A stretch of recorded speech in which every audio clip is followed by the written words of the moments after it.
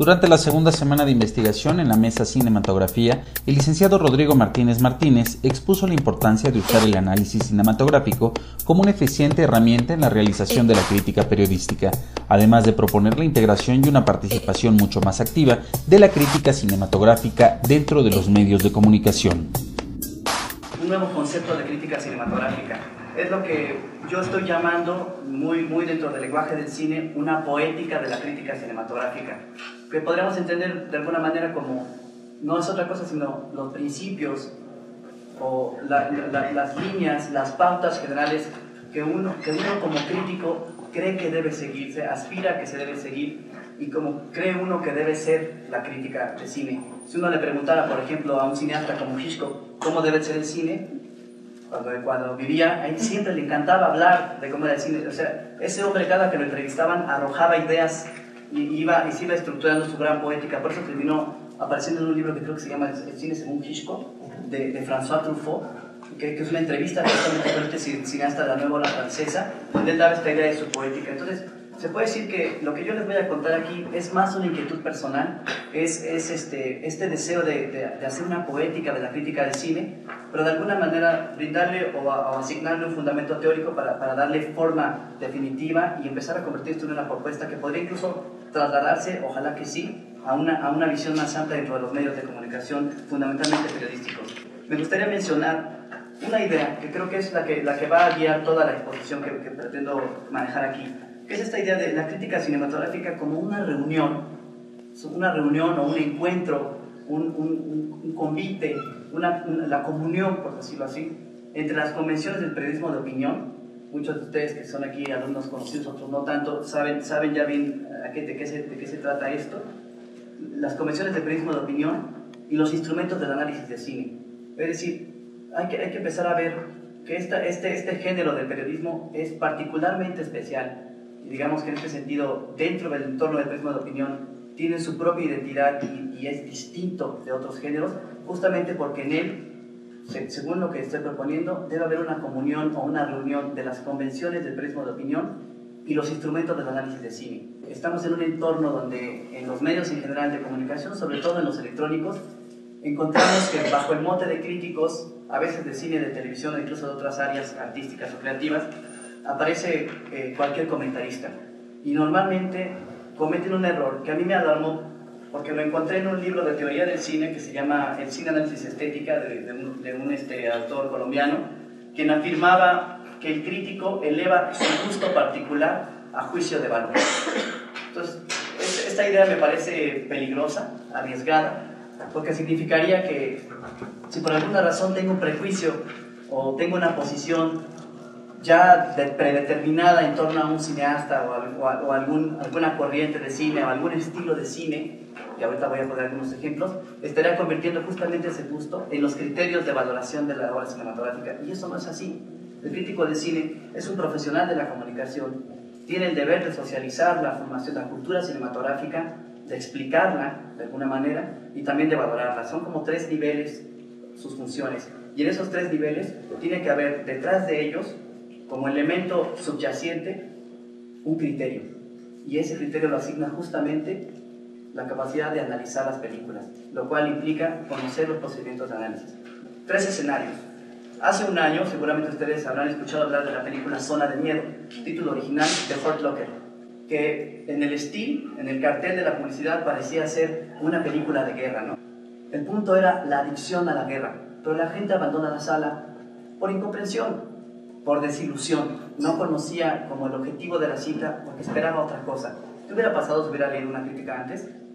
Segundo escenario, el discurso del rey. Yo me encontré una vez más un accidente del gusto, que es como lo estoy llamando, lo vamos a llamar aquí, en los medios de comunicación. Un comentarista de televisión lucrativa en México dijo algo así sobre esta película. Es una película más inglesa de esas aburridas que no dicen nada.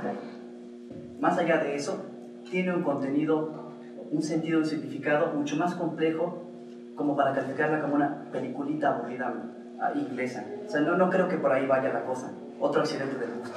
Tercer escenario, Anticristo, de Lars von Trier. Un reportero en la conferencia de prensa previa a la entrevista se levantó y preguntó, cito directo de una nota de La Jornada que publicó Daniela Kremer: señor von Trier, ¿Cómo justifica la inclusión de un horror como el suyo en la sección principal de un festival tan serio como Cannes?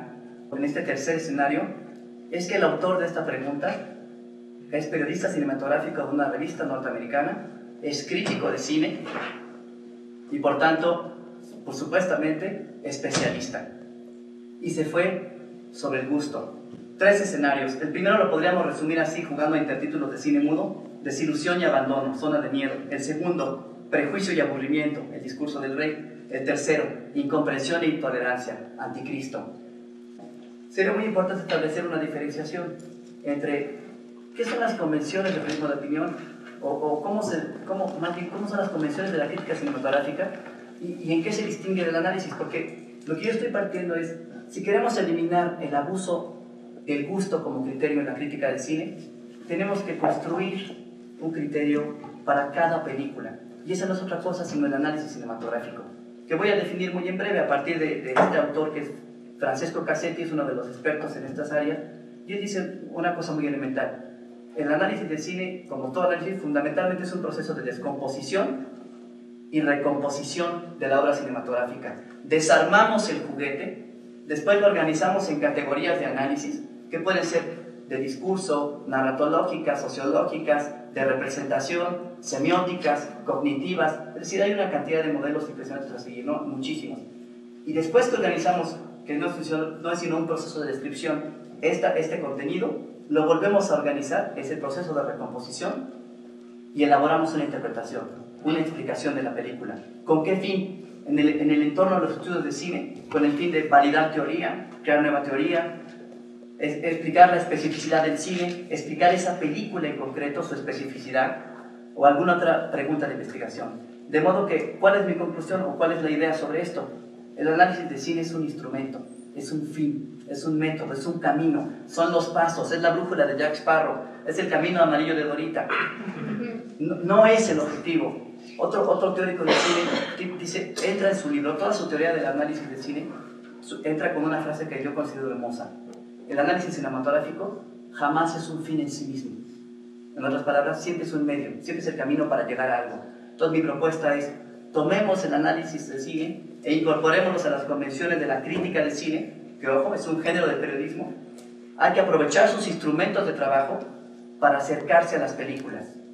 No hay que acercarse con ellas con el prejuicio, con la predeterminación, con la idea, vamos a decirlo así, cliché, con el lugar común. Hay que entrarle con un procedimiento de análisis serio, concreto, honesto, que demande un verdadero trabajo de reflexión y que permita a la película ser lo que realmente es, un sistema de referencias y un montón de sentidos y significados.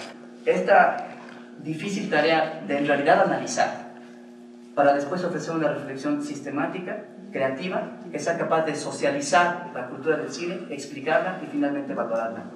Yo creo que cuando logremos salir de este meollo, cuando logremos incorporar este tipo de nociones a la práctica real de la crítica del cine, yo creo que tiene que ver ya con un problema de enfrentar los intereses financieros que a veces hay detrás de, por ejemplo, revistas como Cine Premier. Hasta entonces vamos a poder hacer lo que yo estoy proponiendo en general con este concepto, que es situar la crítica del cine completamente en el ámbito de la comunicación, concretamente de la teoría periodística, para ofrecer una concepción en esta área, de esta actividad, que se distinga de las que ofrecieron de este mismo concepto la estética y la filología, que eran dos ideas completamente diferentes y que vienen a aterrizar en la teoría periodística y en el trabajo periodístico, pero que se distinguen de aquellos. Entonces, en estricto sentido, esto es lo que quiero establecer. Como la crítica del cine es todo un modo de apreciación del cine que viene fundamentalmente de la conjugación, el encuentro, la comunión entre el periodismo de opinión y el análisis cinematográfico. Eso es todo por mi parte, les agradezco su atención y la invitación a esta mesa. Gracias.